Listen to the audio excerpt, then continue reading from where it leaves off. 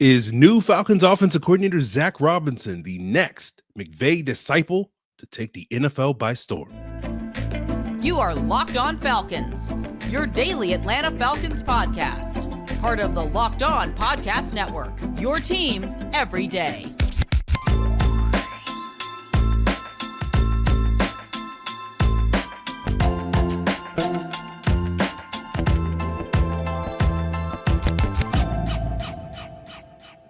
Welcome back, everyone, to another illustrious episode of the Locked On Falcons podcast, your daily Atlanta Falcons podcast, part of Locked On Sports Atlanta, your team every day. And today's episode is brought to you by PrizePicks, the easiest and most exciting way to play daily fantasy sports.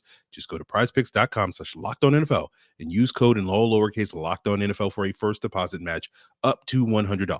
And guys, if you don't know me, I'm your very humble host, Aaron Freeman, been covering the Falcons for far too long, formerly at FalcFans.com, RIP, formerly covered the draft at the Huddle Report. Think that's still kicking. But you may also know me as Sirius Black, aka Mr. Drew, aka Mr. AKA. And we appreciate each and every one of you that makes this very humble podcast and illustrious podcast your first listen, your first watch of the day. And all you got to do to become an everyday or subscribe or follow for free on YouTube or wherever you listen to podcasts to get the latest episode as soon as it is available. So today's episode, we will be reviewing the Falcons offensive line, talking a little bit about Pro Football Focus grades and why they seem to differ with my assessment that the Falcons offensive line play and run blocking took a major step back this year, which was a big reason for their disappointing 2023. We'll talk about some potential future changes to the offensive line. But first, we'll talk about two additions to the Raheem Morris coaching staff, and you'll notice, the sidebar changes a little bit because initially I recorded this episode early Saturday because I knew I was going to be traveling Sunday down to Mobile for the Senior Bowl, and thought, okay, let's preview some Senior Bowl prospects and talk about Marquice Williams being retained, which is what we'll talk about in a second. But then later Saturday, the Falcons hired Zac Robinson as a new offensive coordinator. It's like that's probably a little bit more important than talking about some Senior Bowl guys. We'll get to the Senior Bowl stuff later in the week. But, we have two additions to the Raheem Morris coaching staff so far. Zac Robinson as their offensive coordinator. Marquice Williams will be back as the special teams coordinator. With Williams, he was one of the guys on at least my short list, and I'm sure a lot of other people's short list that you wanted to see retained. We've talked before about, if you look back at the last three head coaching changes for the Atlanta Falcons, on average, about 4 coaches get retained from the previous staff.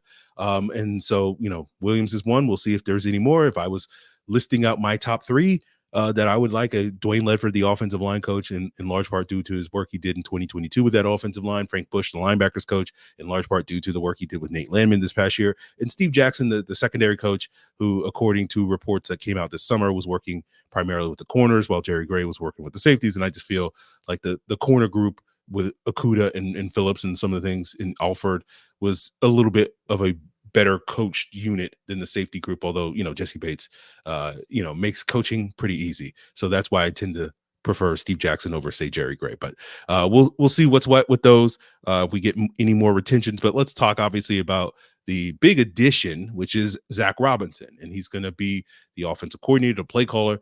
And we know that this hire is very important for Raheem Morris because despite his history of coaching on both sides of the ball, like, he's not going to call offensive plays. And so that kind of sets the tone for, what is going to be the big question for the next, several weeks this offseason, several months this offseason, is what do the Falcons do at the quarterback position? Robinson doesn't necessarily give us any insight into that, but we'll speculate, I'm sure, over that period of time and a little bit today. But the thing that you like about Robinson is he's considered an up-and-comer. He's kind of the next guy in the McVay disciple tree, right? We've seen several of those guys, that haven't called plays in LA because Sean McVay does that. But, several of those guys like Matt LaFleur and Zach Taylor and Kevin O'Connell go on to be very successful NFL head coaches. We've seen some of those guys go on to be semi-successful offensive coordinators like Shane Waldron and Thomas Brown. We've seen some of those guys go to the college ranks like Liam Cohen and be a very successful OC for Kentucky. Jed Fish is successful head coach for Arizona and now the head coach of Washington. It's an illustrious group, right? And we hope that Zac Robinson can be equally or more illustrious than some of those guys. He was a hot candidate this coaching cycle, interviewing for a lot of OC vacancies like the Steelers, the Bears, Patriots, Saints, Raiders. But it's been reported by many that him and Morris were kind of attached at the hip. Morris was telling teams that he was interviewing with that Robinson will be my OC, and Robinson was basically waiting to see if Morris got a job and would take that opportunity as he has done so far here in Atlanta. Now, the Falcons did interview another candidate for their OC job, and that is, I think, based primarily off the Rooney Rule obligations. You got to interview at least one minority candidate for that job, and that was LSU wide receiver coach Cortez Hankton. And, even though Hankton won't be the OC, maybe he joins the staff in another capacity like wide receivers coach. And that would be music to my ears because, when I was going through my whole Corey Davis thing last offseason, like I was secretly pining, like Corey Davis was the answer at the Falcons wide receiver position in 2023 that I thought the Falcons should go. But to me, the long-term answer was waiting to 2024 to get Malik Neighbors, who Cortez Hankton coached at LSU. And I'm also a big fan of Brian Thomas, the other wide receiver at LSU. So we'll see what's what on that. I know this is fueling speculation about Jaden Daniels as well, but we'll see on that. But if we're getting into Robinson specifically's background, we obviously don't know really much of anything from his play calling tendencies, but we know probably coming from that Rams tree, he's probably going to emphasize the wide receiver position a little bit more than the tight end position, at least compared to our previous play caller.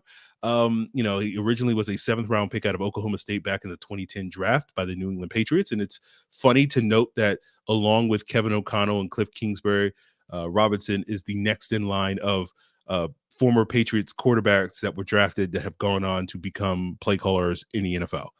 And so that bodes particularly well, I guess, if you're Bailey Zappi or Danny Etling, if you decide to get into coaching in the future.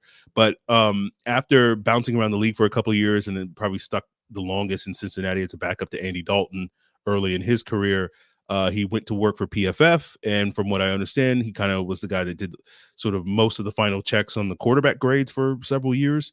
Then he did some work with Mason Rudolph, who was another Oklahoma State alum, in his pre-draft workouts in the 2018 draft. And then shortly thereafter, I guess, got that coaching itch and joined the Rams coaching staff and assistant quarterback coach under Waldron in 2019, and slowly has worked his way up to, I think, pass game coordinator and quarterback coach this past year. From Jordan Rodriguez, who covers the Rams from The Athletic, he was basically in charge of the quote-unquote reclamation projects or rehab projects of Baker Mayfield and Carson Wentz the last couple of years, and did obviously excellent work a year ago getting Baker Mayfield up to speed on that offense in like a day, and then obviously had a little bit more time with Wentz this past year. But both of those guys did perform really relatively well in their short times with the Rams. Other little tidbits I've learned about Robinson listening to his former PFF colleague Steve Palazzolo on a recent radio interview he did with Pittsburgh, talking about what he might be as a play caller with the Steelers, is it's notable to me that he was, Robinson that is, not Steve, a big fan of Patrick Mahomes in the 2017 pre-draft cycle. And that seems like a nothing statement today because we know how great Patrick Mahomes is, and he's probably going to go down, as the greatest quarterback ever. But like at the time, like that wasn't the prevailing opinion. He was a very polarizing prospect. So the idea that, he had the vision for Patrick Mahomes is, to me, very notable in that regard, because that was not necessarily a popular take at the time back in 2017. So, that bodes well for, the quarterback evaluation if Robinson had that figured out. So we'll see what's what on that. But I think the last thoughts I'll say is similar to kind of the Ryan Nielsen hire last year. I know some people were a little bit more skeptical of Ryan Nielsen because he didn't have that play calling experience. But he was, like Robinson, was considered an up-and-comer by a lot of folks. And I didn't share that skepticism because, to me on defense, it's less about your scheme and play calling and it's more about the talent. And so I was more invested in the free agent players. Although, again, Ryan Nielsen did a heck of a job. And it's a similar thing to me with Robinson, although I don't think, I'm not going to sit here and say scheme and play calling don't matter on offense. I think it definitely matters on offense. But at the same time, I'm like, yes, Robinson, up and comer. We'll see what he does. There's reasons to be optimistic based off of the buzz and in the track record of McVay disciples. And also we need to kind of see what the Falcons do at quarterback and what they do at wide receiver and, what other changes. So it's kind of a wait and see mode, but I think there's every reason for people to be optimistic that Robinson, is going to be that guy. And then we'll see what other hires Raheem makes, because, if Robinson is a hit, then there's a good chance that he'll get, some head coaching offers in the future. And my stance is like, we'll cross that bridge when we get to it. That's a kind of a good problem to have because it probably means that the Falcons offense was very good and they probably hit on a quarterback. So, I'll take that, right? It's not ideal, but I'll take that at this point in time. That to me is a good outcome, even if it isn't the best outcome, right? The most favorable outcome for the Falcons, which is, Robinson is a hit and we keep him for a decade. But we'll see what's what on that. That will do it for our coaching talk. We'll go from a former PFF employee to talk a little bit about why the PFF grades, seem to love the Falcons so much in terms of the run blocking, and it kind of conflicts with the narrative, the truth, the reality, that the Falcons offensive line took a major step back, and we'll get into that as we review the Falcons offensive line coming up on today's Locked On Falcons. But first, guys, I want to tell you about Prize Picks, the most exciting way to play daily fantasy sports. And their specials league is where is that, right? You can do combination protections where you can pick two or more players from different sports, different leagues, NBA, college basketball, NHL, NFL. We only got a couple of more, weeks of NFL where you can throw in these combo projections, whether it's, Travis Kelce receptions or Patrick Mahomes touchdowns or whatever, and if you have the skills, you can turn $10 into $250. Who wouldn't want that?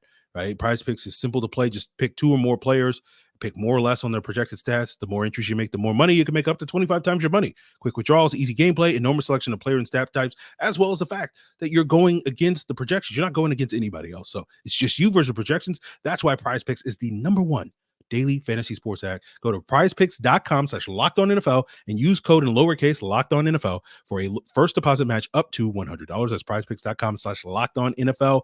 Promo code Locked On NFL. Prize Picks is daily fantasy sports made easy.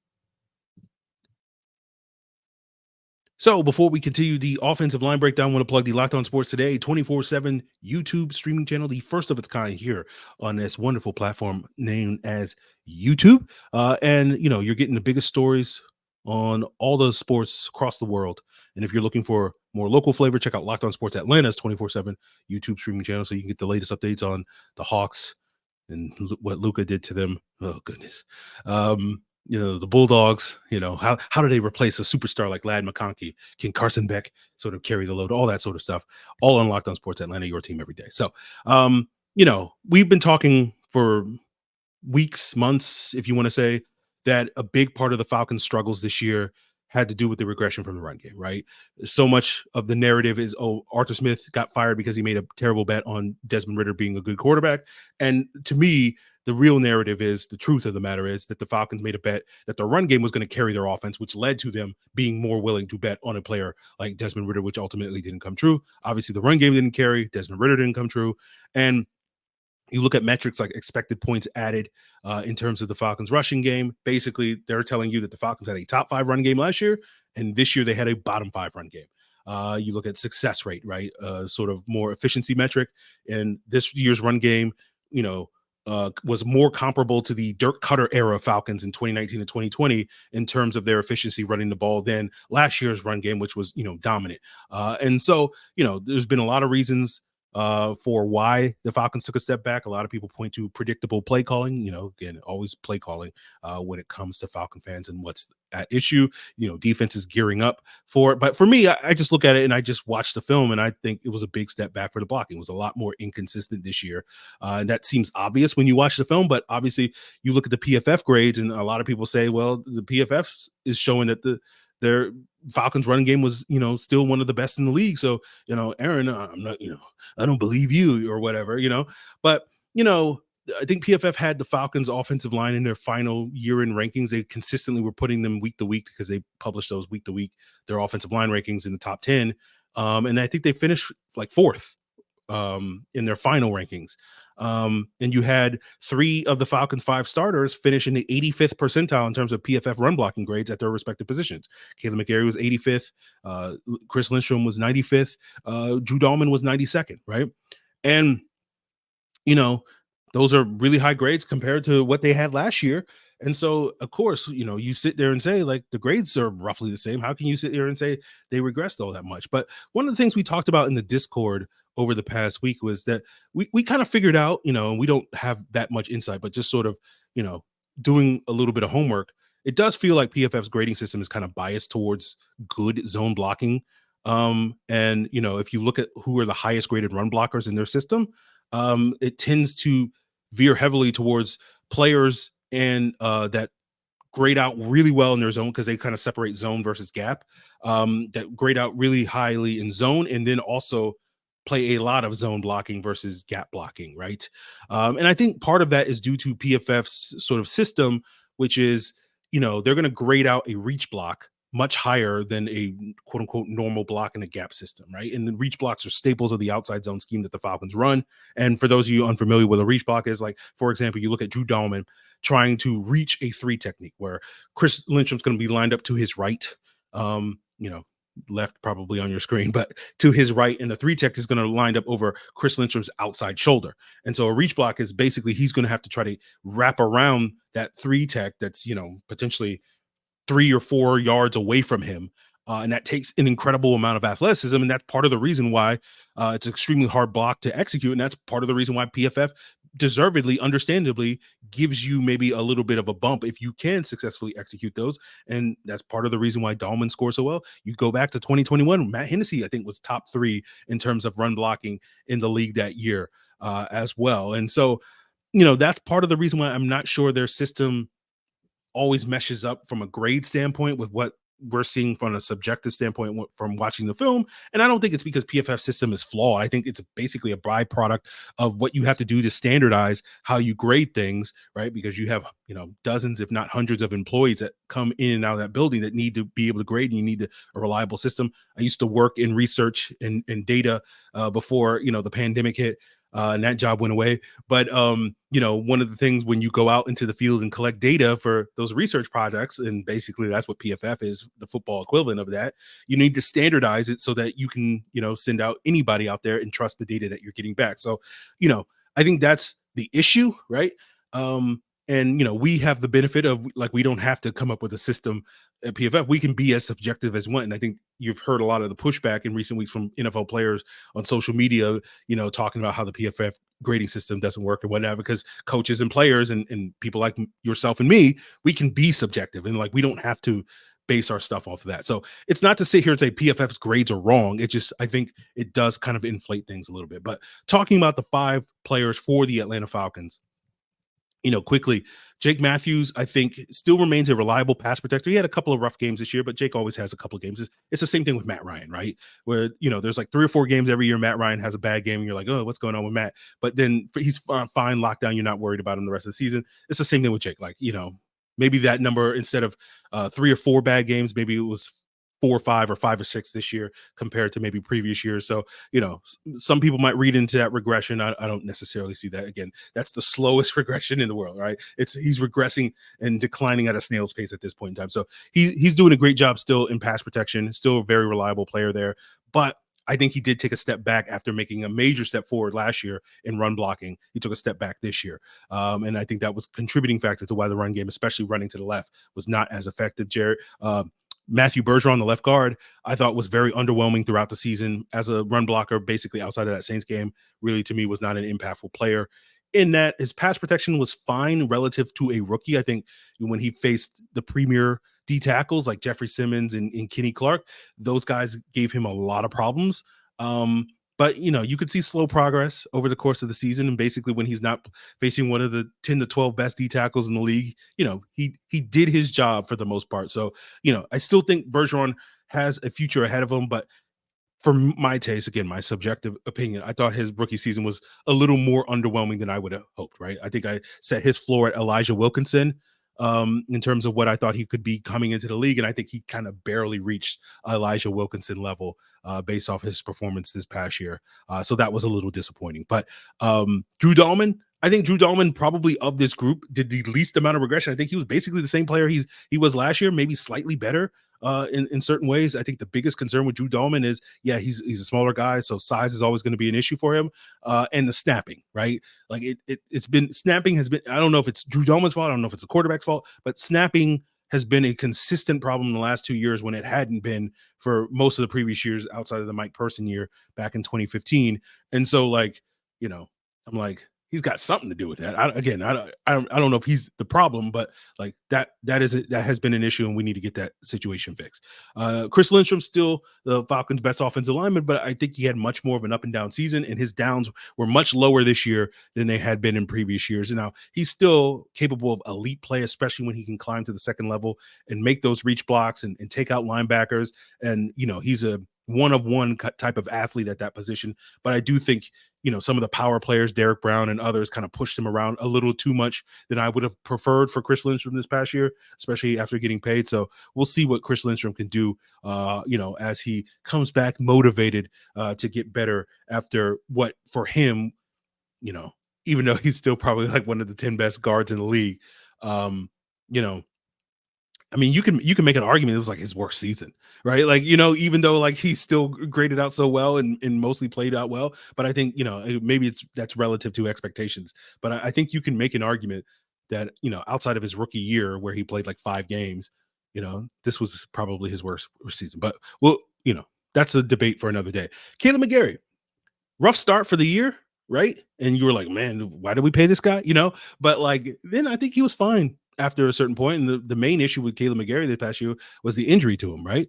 Now, I don't think he was as dominant a run blocker this year as he was a year ago. He's still good, but he wasn't dominant in the ways. And I think, again, that's part of the regression that we're talking about. So, good for Caleb McGarry, in my opinion, to kind of turn it around for himself. But, it did give you a little bit of pause of like, yeah, is this a long-term option? So like that's going to be a concern. And so when you look at the depth, that was kind of a issue late in the season. The turf monster got 3 of our starters in that Jets game. And that kind of derailed, I think, a lot of the team's ability to finish this year. Again, controversial take, but I kind of think the turf monster had more to do with the Falcons season underachieving, than Arthur Smith's play calling. Cause it was like 3 games where the Falcons offensive line was just like, not good because they had to rely on the Kyle Hintons and the Storm Nortons and the Ryan Newsels of the world, rather than the regular guys like Dahlman, Lindstrom, McGarry, etc. But, I thought the backups did an admirable job, right? It wasn't as quite to the level we saw last year when you had that revolving door at left guard and it didn't really matter who was starting. The line didn't skip a beat. But I thought Norton did a decent enough job in pass protection, basically outside of that Jets game. He wasn't as good at the run stuff and the outside zone stuff, but they did kind of do a little bit more gap stuff, which he was a little bit better at to sort of offset that. I thought Ryan Newsel was solid when he had to replace Dahlman for a couple of games. He's basically a poor man's Drew Dahlman with less snapping issues, I guess, at this point in time, based off of the small sample size we have. And then like Tyler Vrabel and Kyle Hinton and John LeGlue, when they played, it was just like, yeah, like that, it wasn't great for those guys, but like they weren't outright disasters, I guess you could say, right? We've seen worse, right? We've seen a couple of disasters on the Falcons offensive line in the past. So, the depth was able to hold its own, but not quite to the level. And I think that's going to lead to, the Falcons looking to improve their depth so that they don't get into that situation where a turf monster may sort of derail their season. But we'll talk about that and sort of what the future of the offensive line is. Dwayne Ledford going to be back? Is that going to, whether that happens or not, are we going to see a shift in scheme? Is this 2024 potentially the last year of this 5-man unit that we're expecting them to run it back to? We'll answer those questions and more as we wrap up today's Locked On Falcons. So, guys, this final segment is brought to us by our sponsor, BetterHelp. And sometimes we all need the opportunity to get something off our chest, big or small. Certain things, in life can really start to get to you, and it's important to let it out, especially to someone who is unbiased in your life. And while I am very excited to talk about Falcons offensive line play, I'm always excited to talk about trench play. You may feel a little bit different. You may feel a little downer on Jake Matthews or Caleb McGarry or the future of this offensive line. And, therapy can be a great way to express yourself. It can be different for everyone. And, of course, maybe you don't go to a therapist to express your concerns about your favorite sports teams, but it's important that you can find someone to talk to that, will allow you to get things off your chest every once in a while. So if you're thinking of starting therapy, give BetterHelp a try. It's entirely online. It's designed to be flexible. It's suited to your schedule. Visit BetterHelp.com/lockedon and you'll get 10% off your first month. That's a BetterHelp, HELP.com/lockedon. So let's wrap up today's episode talking about the future of the offensive line. And, the first issue really is that we have to figure out is Dwayne Ledford going to stick around, right? A new offensive line coach could shake things up. Does he bring in his own guys? Does he bring in a new scheme? Right. Certainly I think a new offensive line coach would certainly impact the Falcons' choices in terms of who they might want to go for depth wise. Um, maybe that guy brings in someone who, he's down on Matthew Bergeron than I am. Maybe he's more down on McGarry or Dahlman, or maybe he thinks Jake Matthews is cooked or something like that. And maybe wants to bring in a free agent to push one of those guys. Who knows? Right. It also impacts scheme, as I said, right? Falcons have leaned so heavily on outside zone, especially these last couple of years with Arthur Smith. Will a new regime under Raheem Morris shift that? New play caller. The Rams certainly started out as an outside zone heavy scheme when he first got to LA, but in the recent years, they've shifted more to inside runs, gap runs, that sort of thing. And part of that is personnel related due to, not being able to maintain guys like Andrew Whitworth and Roger Saffold and Austin Blythe and others. And, their run scheme sort of fitting more with the players they have currently right now. And they've kind of had to piece that offensive line together the last couple of years. So that's a part of the conversation, and we could see something similar happen with Atlanta. Right, we're sitting here hoping for long-term stability on this offensive line with the starting five, but you could see a shakeup in the very near future. Right, Jake Matthews and Caleb McGarry are only really locked in through this upcoming season in 2024. You can move on from both of those guys starting the 2025 offseason, and both of those guys at that point will be on the quote-unquote wrong side of 30. Dahlman's entering contract year, so he could be moved on from. Chris Lindstrom, you can have an out in his contract after 2025 in 2026. And, Bergeron's final year of his rookie contract is 2026, but a new coaching staff has no commitment to Bergeron. He's not their pick, similar to what when Arthur Smith came in here with Matt Hennessy, off 1 year here, and they were like, we're bringing in Drew Dahlman. So you could see something similar like that. So it wouldn't shock me to see the Falcons investing resources in their offensive line in the draft. With the idea that some of these guys may wind up starting games for us, not maybe in 2024, but potentially in 2025. I think center and tackle, right tackle especially, are two positions that stand out. I think the Falcons needed to draft a swing tackle anyway. I wanted them to draft one last year, one of those Senior Bowl guys. They did draft a tackle technically in Matthew Bergeron, but, to play guard. I think Norton is worth bringing back because we know rookie offensive linemen tend to struggle. But, starting to develop, that long-term swing tackle and potentially heir apparent or replacement for Caleb McGarry or Jake Matthews, to me, makes a ton of sense, especially, in a world where the Falcons draft a left-handed quarterback like Michael Penix. You don't want Caleb McGarry being the guy protecting his blind side. So that would be something we'll sort of see how that goes. So I expect it's likely we'll see the Falcons run it back with their starting five. I just think they have bigger fish to fry, more pressing issues elsewhere on their roster to really go hardcore on, revamping this offensive line this offseason. But, I wouldn't be shocked if we're seeing more changes down the road. So that will, a lot of that will depend on basically if these guys after regressing, do they progress? Do they have a rebound season and this offensive line goes back to being a strength where we're not sitting here saying, I don't know about these PFF grades a year from now. So that is going to be something to keep an eye on. But it wouldn't shock me if, we get to 2020, week 1 of 2025, and there's 3 or 4 new starters on this offensive line compared to where we are right now. So we'll see about that. Norton, a free agent, Hennessy, a free agent. I think both of those guys are worthwhile depth pieces to bring back because of their experience.